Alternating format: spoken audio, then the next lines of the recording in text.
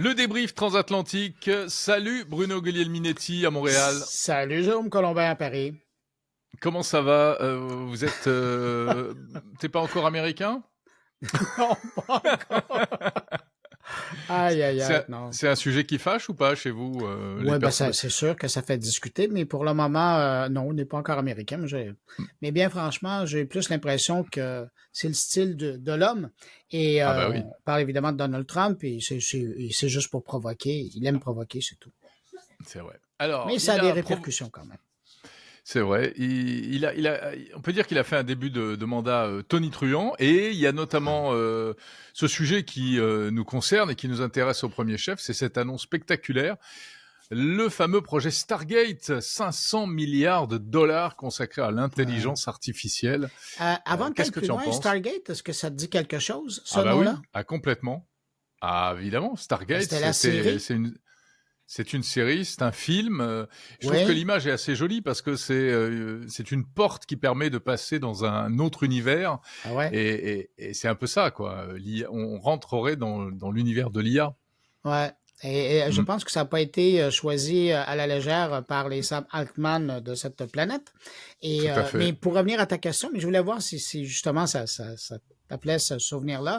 Ben écoute, c'est évidemment, pour les Américains, c'est une bonne nouvelle parce que de voir 500 milliards de dollars être investis dans l'IA, c'est intéressant. De savoir qu'il y en a 100 milliards qui vont être investis dès le début, malgré ce qu'Elon Musk dit en disant que non, ils n'ont pas tout cet argent-là. Mm, Déjà, il y a le patron de Microsoft qui disait, ben moi j'en ai 80. Alors, il ouais. reste 20 milliards à trouver. Mais il a C'est dit attention, je les mettrai pas dans n'importe quoi. ouais, ben non, mais c'est ça, mais Hein. c'est sûr. Et là, on parle, avec ce projet-là, pour le moment, on parle essentiellement d'infrastructure, de technologie, mais il y a encore beaucoup de solutions à trouver, par exemple, pour l'apport énergétique, pour faire rouler tous ces Ouais. trucs-là. Là, ça va être un méchant défi, d'autant plus que ça va probablement être construit au Texas, qui est l'État chouchou de tous ces gens-là de ce temps-ci. Ah, c'est la nouvelle zone de la tech, hein, le nouvel Ouais, Eldorado de la tech, nouveau le Silicon Texas. Valley. Mais c'est vrai que bah, c'est notamment parce que ça a des fortes ressources énergétiques. Hein, et ils ont du pétrole, je crois qu'ils ont du gaz aussi, et puis Ils ont ils du ont des soleil. énergies renouvelables. Ils ont vachement développé le solaire, le nucléaire, etc. Ouais, mais le problème, Euh, ça revient un peu à la discussion qu'on avait eue quand on était au CES et ma fascination pour la compagnie italienne. Le problème aussi, c'est que ça prend de l'eau potable ouais, aujourd'hui. il y a la Alors question de l'eau. ça, j'ai hâte de voir la face des Texans quand ils vont voir ces grands projets-là s'élever dans leur cours. Mais l'eau, elle va venir d'où, là? De nos robinets? C'est pas gagné. Oui, oui, c'est vrai qu'aujourd'hui, intelligence artificielle, c'est complètement synonyme de enjeu énergétique et enjeu environnemental. Ouais. Hein. C'est Mais, toujours plus d'IA, donc toujours plus de gros data centers, mais à quel prix en fait? mais comment toi, tu vois cette annonce-là? Alors, moi, je la vois du côté européen, et j'ai fait un billet d'ailleurs sur Monde Numérique pour expliquer que bah, ça nous renvoyait quand même, nous, un petit peu à notre, je vais pas dire médiocrité, mais en Oh. tout cas au fait on est assez en retard là-dessus, malgré les grandes déclarations. On a eu un plan IA en France, Mhm. on a je crois qu'il y a un plan IA au niveau européen, il y a des engagements qui ont été pris, mais c'est des engagements, il y a surtout des grands discours qui sont faits. Hein, si tu veux, chez nous aujourd'hui, c'est beaucoup de discours sur oh là là, on est en retard, il faut qu'on, il y a qu'à Faucon. Ok, mais on fait quoi? Nous, il est prévu d'investir 20 milliards par an, je crois, dans l'IA en Europe, au niveau européen. C'est pas mal, mais ça suffit pas. C'est de la rigolade. Et puis derrière, il y a les technologies, il y a pour développer quoi, pour faire quoi, pour le vendre à qui, etc. Et nous, c'est toujours un peu le même problème. Quand on a un potentiel énorme, mais il faudrait qu'on arrive à se mettre d'accord et qu'on arrive de tirer la couverture chacun de son côté pour avoir une vraie stratégie européenne, quoi. Mais c'est intéressant parce que cet investissement massif-là aux États-Unis, bien qu'il y a des partenaires qui viennent d'un peu partout, là, je pense à SoftBank qui est japonais, ça soulève carrément la question de la souveraineté numérique, puis aussi particulièrement dans le contexte de l'IA, sachant que la Chine, de son côté, investit massivement, les Américains le font. Je sais qu'au Canada, déjà l'an dernier, on parlait d'être souverain numériquement au niveau de la capacité de calcul qui permet de faire fonctionner l'intelligence artificielle. Là, je vois l'Europe un peu la réaction. C'est ce que ça soulève aussi. Et ça remet ça dans le visage en disant, vous devriez, si c'est pas le cas, vous devriez vous poser la question, là. C'est vrai que l'annonce de Trump et donc de Sam Altman, Larry Ellison, etc., elle était vraiment dirigée, enfin surtout de la part de Trump, contre la Chine. Enfin, en tout cas, pour dire à la Chine, attention les mecs, ça va être nous les plus forts sur l'IA. Donc voilà. Et l'Europe, il la calcule même pas en réalité. Après, il n'en parle pas. Il n'en parle pas. C'est vrai qu'il y a donc une dimension politique très très forte dans cette histoire-là. Et c'est ça qui est intéressant, c'est qu'aujourd'hui, l'IA, ça devient un sujet politique et un sujet géopolitique, et notamment pour les questions de souveraineté dont tu parles, etc. Et puis après, il faut pas arriver. De toute façon, l'histoire des rapports entre les États-Unis et l'Europe, notamment sur le plan technologique, c'est que nous, on essaye toujours à la fois de se départir de cette mainmise américaine, en même temps on a besoin de ces technologies, et les Américains, comme ils nous considèrent comme une colonie, ou enfin en tout cas un super marché pour écouler leurs marchandises, ils font tout aussi pour nous éviter et pour nous empêcher de développer des solutions souveraines. On l'a vu avec le GPS, avec l'histoire s'est souvent répétée, ils nous ont jamais fait de cadeau pour nous aider à développer des solutions souveraines. Donc on doit se battre sur deux fronts. Il faut qu'on soit aussi bon qu'eux, et il faut qu'on arrive à les combattre contre leur offensive marketing qui est hyper puissante. Ouais. Mais je te ramène aux États-Unis. As-tu l'impression que dans cette histoire-là, dans ce projet-là là, de Stargate, le grand perdant aux États-Unis, c'est Elon Musk? Parce que lui, c'est il étonnant, est évincé du dossier, là. C'est vrai, ouais. Alors attends, il a sa compagnie qui fait de l'IA aussi. XAI, mais ils sont pas du tout ils sont pas dans la boucle. Non, c'est ça. Tout à fait. D'ailleurs, c'est pour ça qu'il a réagi de la sorte en disant non, ça marchera pas, non, ça marchera jamais. Parce que c'est de la merde, ça, ouais. Non, c'est étonnant. Tu as raison, c'est vrai. Pourquoi est-ce qu'il n'est pas dans la boucle, Elon Musk? On peut vraiment se poser la question. C'est des histoires de. Connaissant Donald Trump comme on le connaît, c'est pas naïf le fait qu'il soit pas inclus là-dedans. J'ai l'impression que Donald Trump a voulu dire, je veux juste rappeler qui est le patron ici. Ouais. Parce que Elon Musk en prend large. Diviser pour mieux régner. Exactement. Mais j'ai l'impression, moi, qu'il y a une petite subtilité en disant, oh, t'as beau avoir ton bureau à côté du mien, là, c'est moi le patron. Et toi, tu touches pas à ça. Ouais. C'est vrai. Encore c'est des histoires c'est un peu des histoires de combat de coq, pour pas dire autre chose. D'ailleurs, je vous invite à revisiter la série, si vous êtes capable de la trouver en DVD, la série Dallas. Regardez comment le patron Ewing, J.R. Ewing divisait. C'est le même principe. C'est comme ça se passe au Texas, en plus. Oui, exactement. C'est comme si c'est lui qui avait écrit le livre que Donald Trump est en train de suivre. Enfin, on verra. Tout à fait. Sinon, est-ce que tu fais partie de ceux qui ont quitté X cette semaine? Grande question. Tu sais que c'est la question du moment chez nous en France en ce moment. Non, moi j'ai pas quitté X, mais en revanche je suis parallèlement sur les autres réseaux. Mais c'est vrai qu'il y a ce phénomène un peu d'exode, qui est très très limité pour l'instant, qui devient assez politique. Il y a un positionnement politique. C'est surtout des responsables politiques et autres et des gens de gauche qui ont annoncé qu'ils allaient quitter X. Alors la raison officielle, c'est que Elon Musk est un méchant parce que son réseau oriente les cerveaux des gens grâce à des trucage algorithmique en quelque sorte. Donc ça c'est intéressant parce que il y a une plainte qui risquerait peut-être de faire bouger les choses. Là actuellement l'Union européenne sera en train de se saisir du problème pour savoir si vraiment il y a une manipulation des algorithmes qui peut avoir des conséquences sur les votes, l'orientation, etc.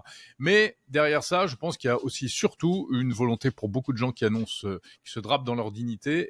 C'est en fait un positionnement politique, c'est-à-dire que pour eux, Trump et Musk, c'est le diable, et donc c'est du boycott. C'est exactement comme boycotter certains produits dans les magasins pour des raisons X ou Y. Donc c'est surtout pour ça que les gens s'en vont. Des médias ont annoncé également qu'ils allaient partir. Ça t'a pas échappé. Libération, Le Monde, ouais.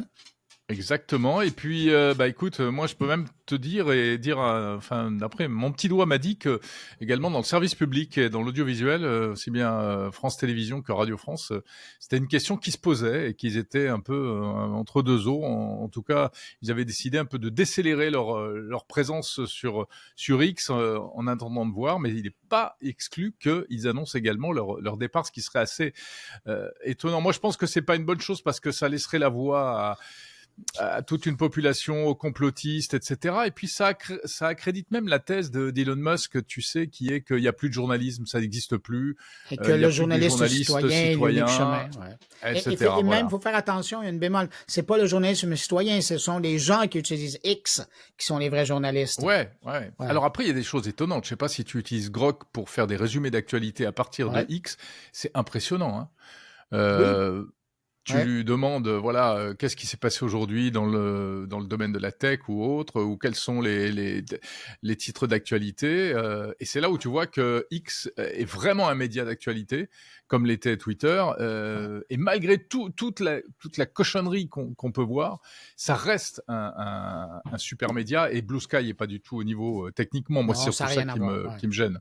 Ah oui, Enfin, ils voilà. sont encore un peu en avant de tout le monde. Mais je ne sais pas si tu as remarqué, parlant de X, c'est peut-être que les gens qui nous écoutent, qui sont encore sur X, pourront aller tester la chose. Maintenant, dans la fiche ou la page d'accueil d'un compte sur X, donc où on voit la biographie de quelqu'un, maintenant, il y a un petit icône XL sur lequel Ouais. on peut appuyer qui vous donne accès à Croc. Et c'est la lecture de l'IA, de Croc, de votre profil au moment même où vous le faites. Donc, si vous allez, par exemple, dans mon cas, si vous allez 3-4 fois tester le truc, vous allez voir 3-4 descriptions différentes selon les sujets que j'ai publiés et les réactions que les gens D'accord. ont. Ah, mais ça, j'ai pas vu, tu vois, j'ai pas testé. Je vais y aller alors. Je vais aller Ouais, voir ça. C'est d'ailleurs, c'est intéressant. assez sympathique à ton endroit. Ça l'est un peu moins à mon endroit, mais bon, je le prends. Ah, Puisque je publie beaucoup et que je crée la hein. réaction, ben, je suis pas surpris de voir ce Ah que bah ça oui. donne.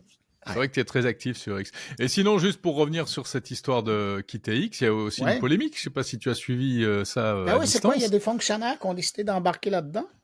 Bah oui, écoute, il y a donc ce service qui a été lancé qui s'appelle HelloKittix, qui est une petite moulinette informatique qui facilite la transition vers un autre réseau.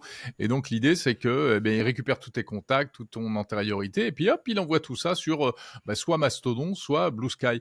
Mais ça fait polémique parce qu'en fait, ça a été créé par des gens du CNRS, entre autres par des gens du CNRS. Alors moi, je connais la personne, enfin je la connais pas intimement, mais c'est quelqu'un que j'avais interviewé qui s'appelle David Chavalarias, qui dirige un institut du CNRS, et il se fait il est un peu cloué au pilori parce que le problème, c'est que visiblement, ça a été un peu développé avec des chercheurs du CNRS, possiblement sur leur temps de travail, possiblement c'est en partie hébergé sur des serveurs du CNRS, et le CNRS, c'est un institut public. Est-ce que c'est vraiment son rôle de faire ça ?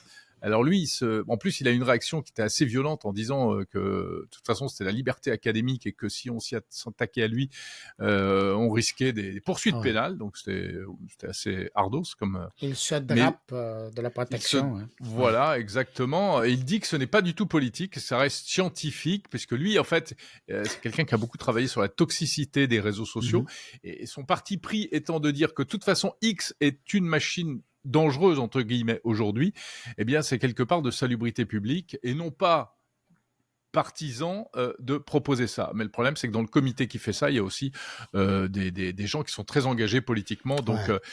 c'est assez mal engagé. Le CNRS officiellement n'est pas impliqué, mais le CNRS se retrouve un peu en difficulté et ça pose un peu problème, cette Oui, puis histoire-là. d'autant plus que c'était une chose de faire l'expérience ou développer le prototype et de le garder dans les murs de l'institution ou Tout de à dire fait. que ça existe ou de faire des communications. Mais là, il y a Voilà. carrément eu un plan de communication autour de ça.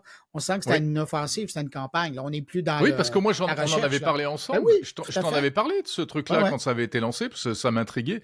D'ailleurs, ce qui était l'occasion de dire que je n'étais pas forcément personnellement très très favorable comme ça au fait de quitter X, mais il y a eu de la communication par rapport à ça, et c'est très, on est vraiment sur la ligne de fracture, parce que c'est pas exactement un objet scientifique, ce truc-là, mais ça a un petit peu des allures un peu de d'action politique, ouais.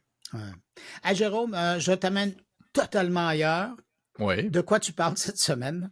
Alors écoute, c'est pas tellement ailleurs parce qu'en fait, je parle d'intelligence artificielle, évidemment, et avec un invité super qui est un monsieur qui s'appelle Bruno Maisonnier, qui est l'inventeur des petits robots Pepper et Nao, Ah mais qui, oui! eh oui, tu connais, mais surtout qui, en fait, eh bien, se lance dans un truc de fou, qui vient d'écrire un livre qui s'appelle Organic AI, et lui, c'est génial, son truc. Il veut créer une nouvelle forme d'intelligence artificielle qui soit pas basée sur les LLM statistiques qu'on connaît aujourd'hui, mais qui soit vraiment basée sur ce qu'on sait du cerveau et des cerveaux animaux et organiques. Alors, je te passe les explications. Il faut écouter l'interview pour tout comprendre. C'est assez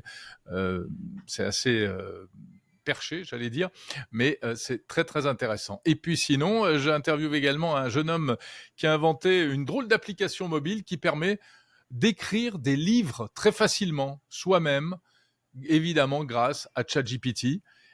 Et donc, tu peux écrire des romans, des livres pour l'éducation, etc. Même, et tu fais tout ça avec ton application. En 3 clics, j'ai écrit un essai sur l'intelligence artificielle. Ton nouveau best-seller. Qui est mon nouveau best-seller, voilà. Ah Donc, ouais. c'est assez étonnant. Disponible sur Amazon. Ah, quand même. Bruno, de quoi parles-tu cette semaine dans ton carnet?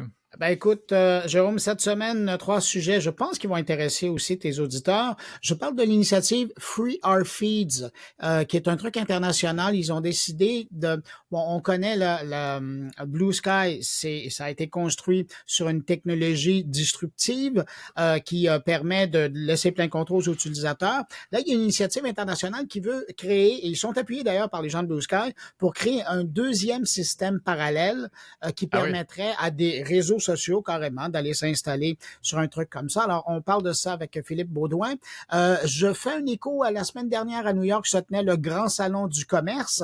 Oui. D'ailleurs, il y a bien des gens qui quittaient Las Vegas pour aller à New York pour aller couvrir l'événement. C'est le CES du commerce, en fait. Exactement. Alors, j'avais mon envoyé spécial. Je vais parler avec Michel Rochette. Et puis aussi, on va parler, tu sais que pour être en lien avec la politique américaine, il y a ce fameux document mystérieux, Project 2025, dont on a parlé pendant la campagne américaine, mais Donald Trump s'est toujours dit « Non, moi, j'ai aucun lien avec ce document-là, je l'ai même pas lu ». Ben, dans ce document-là, on parle beaucoup du monde numérique, des réseaux sociaux, et j'ai une entrevue avec un professeur qui s'est tapé tout le document pour analyser l'impact sur les réseaux sociaux. C'est Denis Bouchard, conjoint à Ottawa. C'est assez fascinant comme entrevue. Excellent. Passionnant. On ira écouter ça. Bon, mon cher Bruno, je te dis à la semaine prochaine. Ah, déjà. Ben, écoute, je te laisse retourner à ton podcast et puis je te dis à la semaine prochaine. Salut. Salut, ciao, ciao. Bye.